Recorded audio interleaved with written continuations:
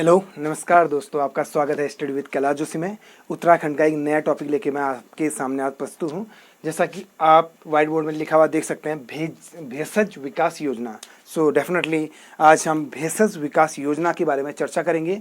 मेरा मकसद रहेगा कि इसी क्लास में इस टॉपिक को इतना बढ़िया से हम क्लियर करें कि इससे रिलेटेड कोई भी क्वेश्चन जो होगा पेपर में आता है तो आप बिना सोचे समझे बहुत ही ईजिली मेथड से सॉल्व करें। ठीक है, तो कृपया आप लोग मुझे सुनते रहिए और ध्यान से। मैं कोशिश करूंगा कि इसी वीडियो में पूरी चीज़ें क्लियर हो जाए, आपके माइंड में बैठ जाए, दोबारा आपको ज़्यादा पढ़ने की ज़रूरत ना पड़े, बस एक हल्का सा रिवीजन की खास ज़रूरत रहेगी बस। ठीक है, देखिए शुरू करते हैं। भेषज विकास योजना। तो पहला क्वेश्चन ये आएगा कि भेषज विकास योजना कब की है। तो सीधे आप लिखेंगे 1949। ध्यान दीजिएगा, पहला वन लाइनर के बेस पर अगर कोई क्वेश्चन आता है कि भेषज विकास योजना कब की है, 1949। एक्चुअल में ना सरकार द्वारा हर्बल स्टेट की परिकल्पना को राज्य में पूर्ण रूप से पारित करने के लिए या इसको प्रसारित करने के लिए इस योजना का सहारा लिया था। एक तरह से इसके द्वारा इस चीज़ को पूरा करने का एक सपना देखा गया और इसके द्वारा इसको शुरू किया गया। तो कुछ भी योजना अगर शुरू होती है ना, तो इसको शुरू करने के पीछे कोई ना कोई व्यक्ति विशेष का तो हाथ होता ही है, तो इसके पीछे भी किसी ना किसी का हाथ होना चाहिए। तो हमारा आंसर सिंपल सा आएगा, भेषज विकास योजना शुरू करने का या स्थापना करने का श्रेय किसको जाता है? ये जाता है श्री लगाइएगा प्रजापति जोशी, श्री प्रजापति जोशी जी को जाता है। ओके जोशी, ये क्लियर हो गया। हमने दो क्वेश्चनों को कवर किया है। भेषज विकास योजना कब की है? 1949। हर्बल स्टेट की परिकल्पना को पूर्ण रूप से विस्तारित करने के लिए राज्य सरकार या सरकार द्वारा भेषज विकास योजना का प्रारंभ किया गया। इसकी स्थापना का श्रेय किसको जाता है? कहाँ? इजी है, श्री प्रजापति जोशी जी को। ओके, ठीक हो गया। देखिए ध्यान देना, जब फर्स्ट में ये भेषज विकास योजना चली ना, ये पूर्ण रूप से विस्तारित नहीं थी, एक सेलेक्टेड डिस्ट्रिक्ट को लेके चली गई। तो हम कह सकते हैं जब सर्वप्रथम ये योजना चली, ये अल्मोड़ा तथा नैनीताल तक ही सीमित थी। नैनीताल। अगर पेपर में क्वेश्चन ऐसे आता है कि भेषज विकास योजना शुरुआत में कौन से वो डिस्ट्रिक्ट थे, जिले थे जहाँ तक सीमित रही, तो आपका आंसर इजी आएगा, अल्मोड़ा और नैनीताल। ठीक है, वक्त के साथ इसको विस्तारित करते रहा गया, वक्त के साथ। तो सिंपल सी बात, नेक्स्ट स्टेप में भेषज विकास योजना के तहत ही ना एक जगह है जिसका नाम है रानीखेत, जो कहाँ पड़ता है? अल्मोड़ा के अंदर पड़ता है। वहाँ एक फैक्ट्री लगाई गई जिसका नाम था कोऑपरेटिव ड्रग्स फैक्ट्री। उस कोऑपरेटिव ड्रग्स फैक्ट्री को लगाने या स्थापना करने के पीछे एक योजना थी, उसका नाम है भेषज विकास योजना। तो हमें कहने में ही नाम मात्र का संदेह नहीं होगा कि भेषज विकास योजना के तहत ही अल्मोड़ा के रानीखेत में कोऑपरेटिव ड्रग्स फैक्ट्री की स्थापना की गई। क्या कहेंगे? कोऑपरेटिव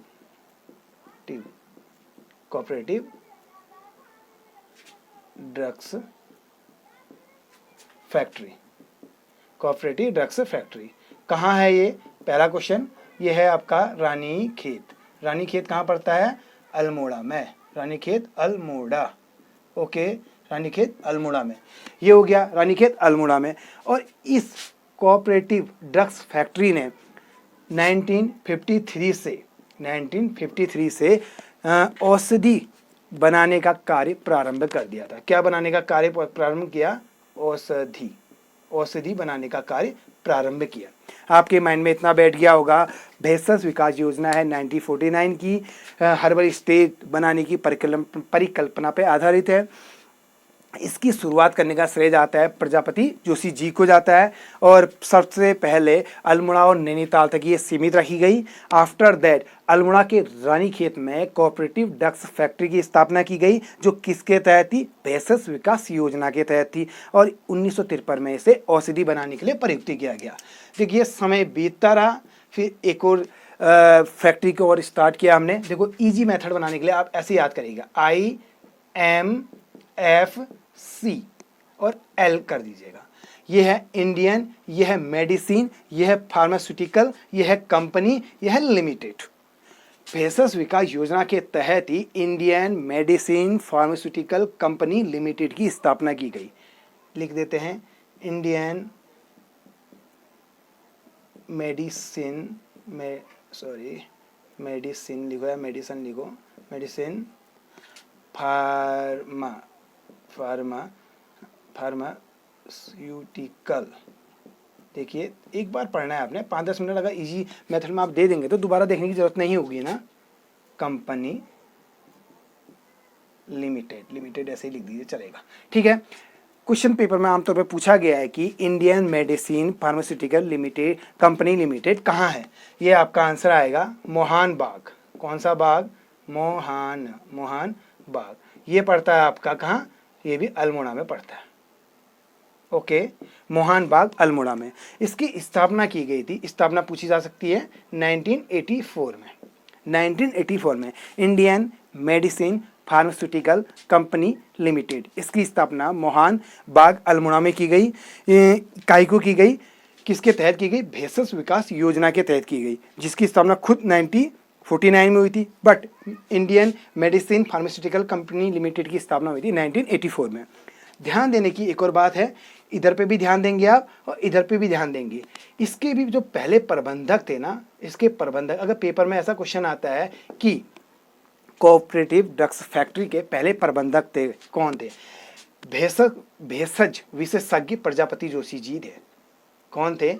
भेषज विशेषज्ञ प्रजापति जोशी जी को ही कोऑपरेटिव ड्रग्स कंपनी के प्रबंधक के रूप में नियुक्ति दी गई या रखा गया या स्थापित कराया गया, जो भी कह सकते हैं आप।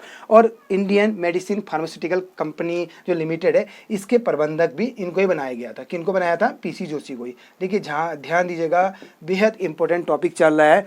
थोड़े छुपे हुए टॉपिक आपके सामने मैं ला के रूबरू कराने की कोशिश कर रहा हूँ। पेपर में बहुत कन्फ्यूज़ करते हैं, अभी कहाँ करते हैं, इससे भी आपको मैं थोड़ा दिखाऊँगा क्या चीज़ें हैं। भेषज विकास योजना 1949 की है, आपने पढ़ लिया प्रजापति जोशी जी के तहत। पहले में अल्मोड़ा नैनीताल, फिर cooperative drugs factory Ranikhet Almora में खोली गई। 1953 से औषधि का कार्य प्रारंभ हुआ और Indian medicine pharmaceutical company limited की स्थापना अल्मोड़ा के मोहन बाग में की गई 1984 से। ध्यान देना, एक और डेट याद कर लेते हैं, 1955। 1955 में ये टिहरी और पौड़ी में भी इसका विस्तारित कर दिया गया था। टिहरी एंड पौड़ी में पेपर में आएगा भेषज विकास योजना का प्रारंभ पौड़ी तथा टिहरी में कब से हुआ। आपका आंसर सीधे क्या आएगा? 1955। देखिए अब बहुत समय हो गया था, राज्य सरकार समझने लग गई थी कि भाई साहब अब ये समय आ चुका है कि अब इस भेषज विकास योजना को हमने पूर्ण रूप से विस्तारित करना चाहिए। तो ध्यान दीजिएगा 1972 थोड़ा ध्यान दीजिएगा। 1972 कौन सी डेट? 1972 की वो डेट है जब राज्य सरकार को ये अंदेशा हुआ कि अब समय आ चुका है कि हमने पूरे स्तर से इसको पूरा एक्सप्लेन या पूरा विस्तारित कर देना की आवश्यकता पड़ेगी।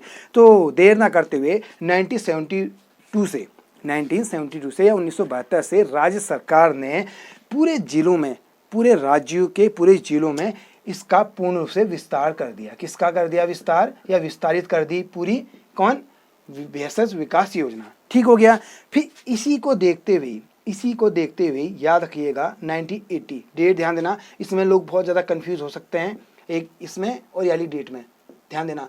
यह है भेषज विकास योजना 1949 की। अब आया 1980 में राज्य सरकार के ना सहकारिता विभाग में जिलेवार, अब फिर 1980 में बात चली जिलेवार,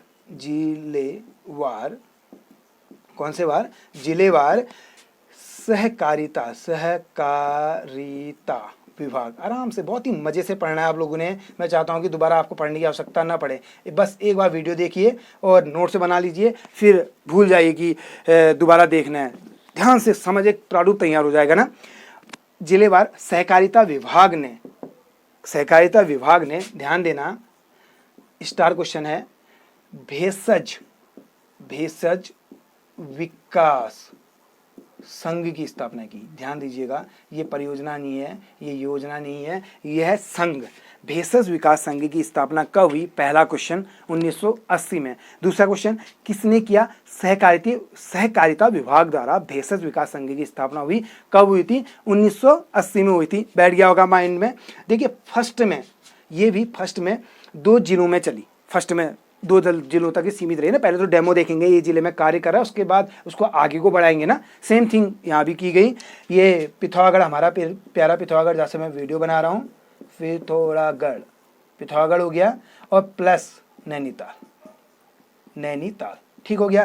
भेषज विकास संघ की स्थापना भी सर्वप्रथम 1980 में पिथौरागढ़ और नैनीताल में की गई, ठीक है। इसी के तहत एक और डेट याद कर दीजिएगा जो 1979 की है। 1979 में जड़ी बूटी शोध तथा विकास संस्थान की स्थापना की गई। कहाँ की गई आएगा तो गोपेश्वर कहाँ पड़ता है, चमोली में। चलिए मैं लिख देता हूँ, जड़ी बूटी शोध तथा, या और होता है एंड कर लेते हैं, और विकास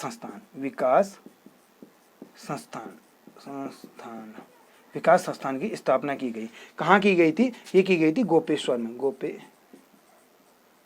गोपेश्वर में। ये पड़ता है आपका चमोली में। चमोली के बारे में कल वन लाइनर वाला जो वीडियो पार्ट 3 था उसमें बेहतरीन ढंग से चर्चा की गई है। चमोली में सबसे मेन पंचबद्रियों के बारे में थोड़ा एक्सप्लेन किया है, दोबारा से सुन लीजिएगा और नोट्स बना लीजिएगा। ऑलमोस्ट 40-50 क्वेश्चन वो 10-15 मिनट की वीडियो में मैंने डाल रखे हैं, तो आपके लिए बहुत ज़्यादा फायदेमंद रहेगा, ठीक है। तो ये हमारा खत्म हो गया, ये इतना ही है 1979 में इसकी पूरी कार्य। फिर ये धीरे धीरे एक्सप्लोर हुआ और पूरे डिस्ट्रिक्ट में फैल गया, ठीक है। तो भेषज विकास योजना आपके माइंड में आ जानी चाहिए। 4-5 पॉइंट दोबारा से बोलूंगा, प्लीज अगर सुन लीजिए लास्ट बार। भेषज विकास योजना स्टार्ट हुआ था 1949 में।